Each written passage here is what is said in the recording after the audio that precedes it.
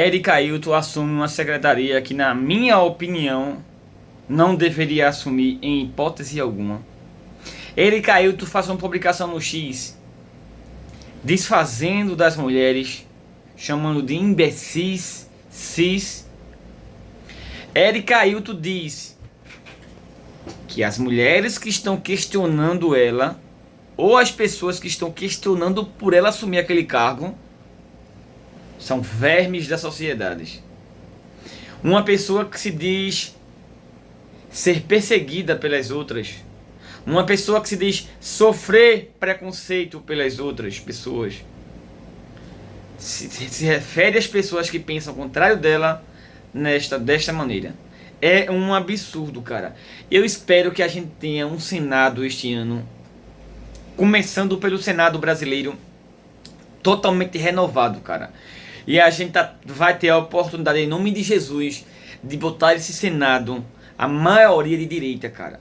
A gente vai conseguir, em nome de Jesus. Estou torcendo muito para isso, cara. Porque a gente renovando o Senado, esses projetos mequetrefe aí, que vai estar passando pelo Senado, não vai ser aprovado. Muitos nem vai ser posto em pauta, porque a gente vai ter um presidente que vai representar a gente no Senado brasileiro. Certo? Então, assim, a gente no dia a dia, a gente sofre. A gente tá passando por tribulação, tá passando por sofrimento, mas a gente vai conseguir superar e vencer em nome de Jesus. Uma outra questão aqui que eu quero abordar era na época que o Lula era presidente, nos 2 primeiros mandatos, ele conseguia iludir muitas pessoas, inclusive a mim, porque eu sou um ex-petista. Então o tempo passou, ele empurrou a Dilma para que a Dilma realmente fosse alguém que desse continuidade ao plano de poder do Lula, que era implantar o comunismo, cara. O Lula sempre sonhou em implantar o comunismo. Isso é um fato. Não adianta alguém aqui dizer que não. Sim, o Lula sonhou em implantar o comunismo aqui no Brasil. Só que infelizmente muita gente, cara, não abre os olhos. Sabe, eu lembro que eu perfeitamente,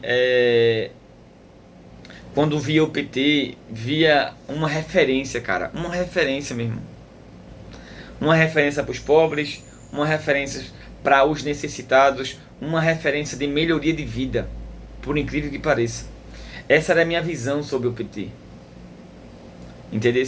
Mas o tempo passou, chegou o Bolsonaro. E aí o que acontece? O Bolsonaro escanteou o sistema e escancarou o que é o PT, o que é o sistema brasileiro, o que a mídia porca faz. E isso faz com que até hoje o Bolsonaro seja odiado. Certo? Justamente por causa disso. Então todos esses pontos me fazem ter uma reflexão, cara. Até que ponto, até que preço a gente, cidadão comum, pode pagar por enfrentar o sistema, por enfrentar o PT e companhia, por enfrentar o próprio STF. Quem está disposto a enfrentar aí? Eu estou disposto a enfrentar. Eu tenho filhos, cara. A gente precisa entender que o sistema é muito forte, mas a nossa fé tem que ser maior. A gente não pode deixar o sistema nos abalar, nos vencer. O sistema pode ganhar algumas batalhas, mas a guerra não pode ganhar. Porque o bem não perde a guerra, cara. Isso é um fato.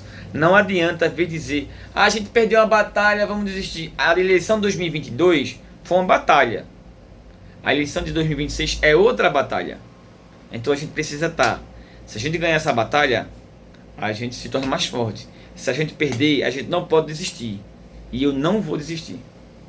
Em nome de Jesus. Então a luta é muito grande. Eu tenho fé em Jesus que a gente vai vencer. Então eu sou um exemplo de uma pessoa que tenho muito que aprender, muito que melhorar. Mas uma coisa eu aprendi: o PT não me representa.